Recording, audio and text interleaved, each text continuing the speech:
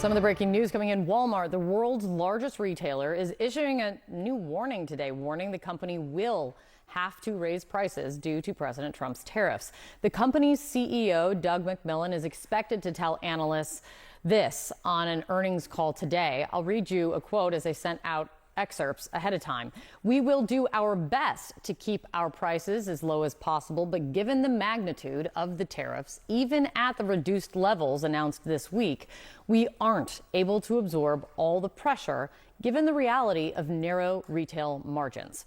Walmart said the prices will begin to go up later this month, and the hikes could put the company also in an uncomfortable position, if you will, with the Trump administration. You'll remember last month, the White House publicly shamed Jeff Bezos and also threatened Mattel's CEO with 100% tariffs after they said tariffs would lead to higher prices.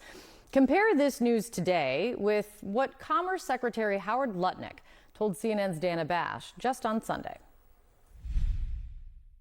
So we do expect a 10% baseline tariff to be in place for the foreseeable future. But don't buy the silly arguments that the U.S. consumer pays. Joining me right now is Rick Newman, senior columnist with Yahoo Finance. It's good to see you, Rick. Okay, so what do you make, first and foremost, of the statement from Walmart? None of this is surprising. The cost of goods is going up because these tariffs are a tax on something like $3 trillion worth of imports. So what's going to happen is, as the cost goes up to the importers such as Walmart and most retailers, they are going to pass as much of that cost on to end users as they can.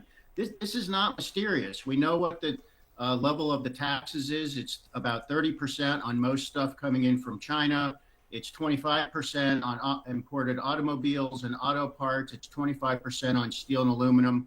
And for everything that's not covered by any of those, it's 10%. So that, more or less, is going to be the magnitude of the price hikes on these products that are coming in from other countries. And we know where these price hikes are going to show up as well. There's been a lot of analysis on this. We're going to see cars are going to get more expensive, car parts are going to get more expensive, car insurance is going to get more expensive, leather goods such as handbags are going to get more expensive, clothing, electronics, appliances.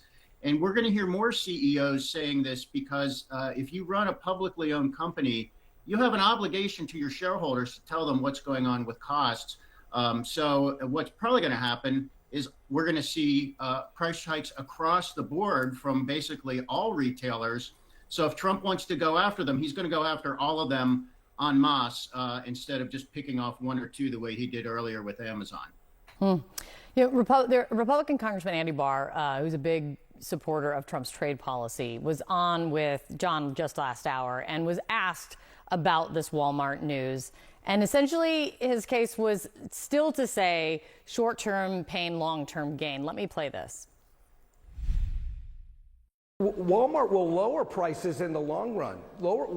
Prices will come down lower in the long run because we're going to get better deals. This trade policy is creating massive opportunities, and we're back in a bull market because of the developments that are happening in the trade negotiations. What do you think of that, Rick? That's economically illogical. So the trade deals that Trump is trying to get, the concessions he's trying to get are, to the extent he's getting any or they make any sense, are to make it more favorable to get American products into foreign markets where there are barriers. That makes sense, but that is not going to do anything to lower costs in the United States. And if Trump actually gets his wish, which is that we just start making all this stuff in the United States, it's going to get even more expensive than if it comes in from other countries with the tariffs, simply because labor costs are much higher here, manufacturing costs are much higher. It just costs more to make stuff in the United States.